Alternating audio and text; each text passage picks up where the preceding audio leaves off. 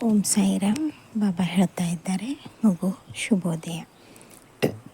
ಇದು ಸೋಮವಾರ ಅಲ್ಲ, ತುಂಬ ಒಳ್ಳೆಯದೇ ಆಗ್ತಾಯಿದೆ. ಆದರೆ ಒಂದು ವಿಷಯ, ಕೆಲವು ಕಂದಮ್ಮಗಳು ನಿನ್ನೆ ಮಾಡಿದಂಥ ಘಟನೆಗೆ ಯಾವ ರೀತಿ ಜನರ ಹತ್ರ ಮುಖ ತೋರಿಸ್ತೀರ ಅಂದರೆ, ದಂಪತಿಗಳ ನಡುವೆ ಏನೇ ಜಗಳವಾದ್ರೂ ಮನೆ 4 ಗೋಡೆ ಮಧ್ಯೆ ಇರಬೇಕೆ ಹೊರತು ಹೊರಗಿನವರಿಗೆ ಗೊತ್ತಾಗುವ ಹಾಗೆ ಮಾಡಬಾರ್ದು. ಅಂದರೆ ಪಂಚಾಯಿತಿ ಮಾಡಿದ್ರೇ ಅಂತ ಅಲ್ಲ, ನೀವು ಒದರಾಡೋದು ಚೀರಾಡೋದು ಅಕ್ಕಪಕ್ಕದ ಮನೆಯವರ ಹತ್ರ ಕೇಳಿದಾಗ ಅಲ್ಲಿ ಮತ್ತೆ ಬೆಳಕು ಹರಿದ ಮೇಲೆ ಅವರ ಜೊತೆಗೆ ನಾವು ಒಡನಾಟ ಮಾಡೋದರಿಂದ ಇಂಥ ಸಮಸ್ಯೆಗಳು ತಂದುಕೊಳ್ಳಬಾರದು. ಇರಲಿ, ಸಿಟ್ಟು ಇಳಿದಾದ ಮೇಲೆ ಮತ್ತೆ ದಂಪತಿಗಳು ಚೆನ್ನಾಗೇ ಇರುತ್ತೀರ. ಆದರೆ ಒಂದು ಮಾತು ಜ್ಞಾಪಕ ಇರಲಿ, ನೀವು ಆಡಿದಂಥ ಮಾತು, ನಡೆದುಕೊಂಡ ನಡವಳಿಕೆ ಯಾವುದೂ ಮರೀಲಿಕ್ಕೆ ಸಾಧ್ಯವಿಲ್ಲ. ಅಂದ ಮೇಲೆ ನಿಮ್ಮ ಮನಸ್ಸಿನ ಸ್ಥಿತಿಯನ್ನು ಹತೋಟಿಯಲ್ಲಿಟ್ಟುಕೊಂಡು ಜೀವನ ಮಾಡಬೇಕೇ ಹೊರತು ಅದನ್ನು ಬಿಟ್ಟು ಅಲ್ಲ. ಅರ್ಥ ಮಾಡಿಕೊಳ್ಳಿ. ಅತ್ಯಂತ ಶೀಘ್ರದಲ್ಲೇ ಮನೆಯಲ್ಲಿ ಒಂದು ಕಾರ್ಯಕ್ರಮವಾಗಲಿದೆ. ಜನರು ಬಂದು ಹೋಗೋರು. ಆದರೆ ನಿಮ್ಮಲ್ಲಿ ಯಾವುದೇ ರೀತಿ ಭಿನ್ನಾಭಿಪ್ರಾಯ ಇಲ್ಲದೇ ನಡೆದುಕೊಳ್ಳೋದು ಅತ್ಯಂತ ಅವಶ್ಯಕತೆ ಇದೆ. 3ನೇ ವ್ಯಕ್ತಿಗಳು ಬಂದು ಏನೇ ಹೇಳಿದ್ರೂ ಕೂಡ ದಂಪತಿಗಳಲ್ಲಿರುವ ಒಕ್ಕಟ್ಟಿನ ನಡುವೆ ಯಾವ ಹಂತಕ್ಕೆ ಬಂದರೂ ಅದನ್ನು ಬಿಟ್ಟು ಕೊಡದೇ ಇದ್ದಂಥ ಜೀವನವೇ ಸಾಕ್ಷಾತ್ಕಾರ. ಯೋಚನೆ ಮಾಡೋ ಹಾಗಿಲ್ಲ, ಎಲ್ಲ ಒಳ್ಳೆಯದೇ ಇದೆ. ಹಾಗೆಯೇ ಇವತ್ತು ಒಬ್ಬರಿಗೆ ನೀನು ಸಾಲ ಮರುಪಾವತಿ ಮಾಡಬೇಕೆಂದಿದ್ದೆಲ್ಲ, ಅತ್ಯಂತ ಶೀಘ್ರದಲ್ಲಿ ಹೋಗಿ ಮಾಡಿ ಬಾ, ಶುಭ ಆಗುತ್ತದೆ. ಎಲ್ಲ ಒಳ್ಳೆಯದೇ. ಅವರು ನಿನಗೋಸ್ಕರ ಕಾಯ್ತಾ ಇದ್ದಾರೆ ಕಂದ. ನಿನ್ನ ಅನುಕೂಲಕ್ಕಾಗಿ ಕೊಟ್ಟಿದ್ದನ್ನು ಅವರಿಗೆ ಮರಳಿ ಕೊಡು.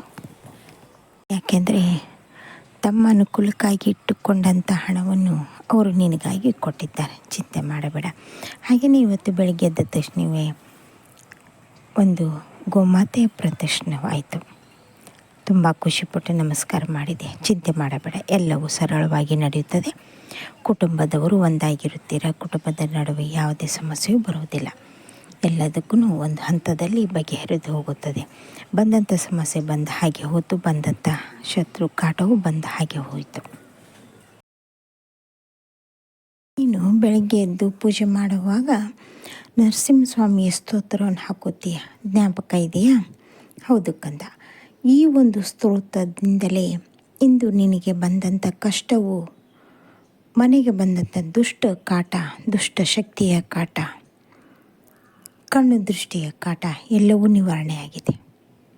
ತಪ್ಪದೆ ಇದನ್ನು ಮರೆಯದೇ ಹಾಕುತ್ತಾ ಬಾ. ಹೌದು, ಇದು ಅಷ್ಟೊಂದು ಪವರ್ಫುಲ್ಲಾಗಿರುವಂಥ, ಶಕ್ತಿಶಾಲಿಯಾಗಿರುವಂಥ ಮಂತ್ರ. ಈ ಮಂತ್ರವನ್ನು ಪಠಲಿಸಿಕೆ ಅಂದರೆ ನಮಗೆ ಪಠನೆ ಮಾಡಲಿಕ್ಕೆ ಆಗದೇ ಇದ್ರೂ ಕೇಳುವುದರಿಂದ ಎಷ್ಟೋ ಸಮಸ್ಯೆಗಳು ಬಗೆಹರಿಯುತ್ತವೆ. ನಮಗೆ ಅರಿವಿಲ್ಲದೆ ಬಗೆಹರಿಯುತ್ತವೆ. ಇದನ್ನು ಹಾಕಿಕೊಂಡು ಪೂಜೆ ಮಾಡುವಾಗ ಎಲ್ಲೋ ಒಂದು ಕಡೆ ನಮ್ಮ ಮೈಯಲ್ಲಿ ಸಣ್ಣದಾಗಿ ಒಂದು ಶಾಕ್ ಕೊಟ್ಟ ಹಾಗೆ, ಮೈ ಜುಮ್ಮೆನ್ನಿಸುವ ಹಾಗೆ ಆಗಿತ್ತು ಅಂದರೆ ಆ ಮಂತ್ರ ಶಕ್ತಿ ಬಿಡ್ತಾ ಇದೆ ಅಂತಲೇ ಅರ್ಥ. ಚಿಂತೆ ಮಾಡಬೇಡ, ಎಲ್ಲವೂ ಒಳ್ಳೆಯದೇ ಆಗ್ತಾಯಿದೆ.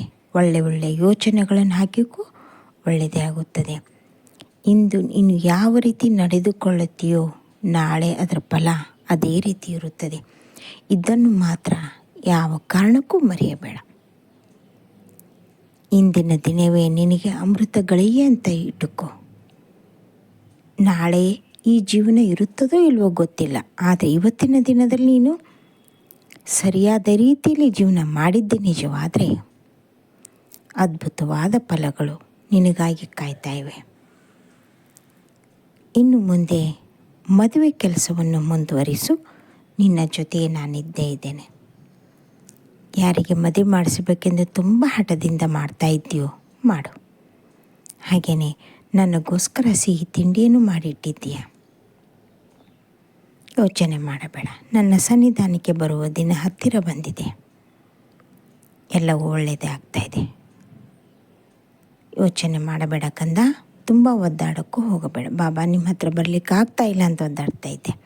ಬೇಡ, ನಾನು ಕರೆಸಿಕೊಳ್ಳುತ್ತೇನೆ. ಇಂದು ಒಳ್ಳೆಯ ದಿನ.